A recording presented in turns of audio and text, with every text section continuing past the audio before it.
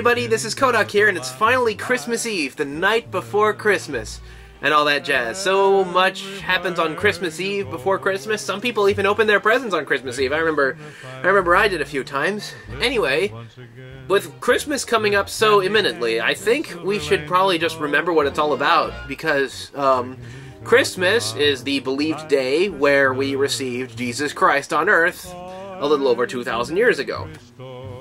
Well, it's about the message he brought. Jesus brought a message of peace and love and harmony and tolerance and stuff like that. It's even if you're not Christian and don't believe in Jesus, it's an admirable goal to have. He's telling everybody just be nice to each other. You know, it's not so hard. So when there's these people out here who go and say, "Oh, Jesus hates that and God scorns this," you know what they're doing?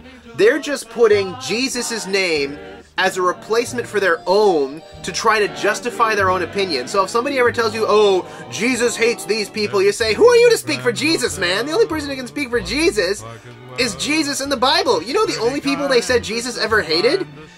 People who used the church for their own gains. People who committed usury outside the church were, like, battered upside the head and shoulders and stuff like that. So, sorry, my face went dark for a little bit there. But, you know, those are the only people that Jesus ever, disdained, that he ever scorned. But otherwise, it was just, unconditional love. Come unto me if you are my brother. Love thy neighbor. All that stuff like that. So, Jesus is not about hate. And never should be.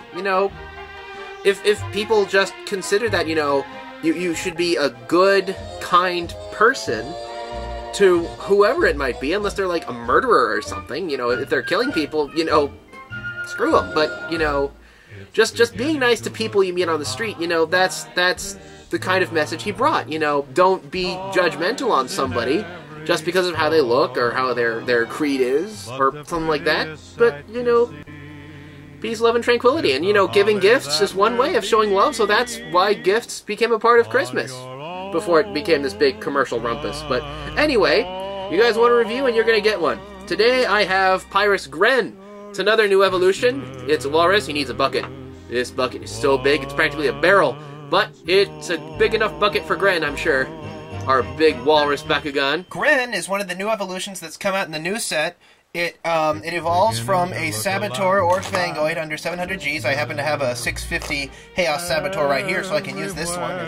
If only it was Chaos, though. This Gren was.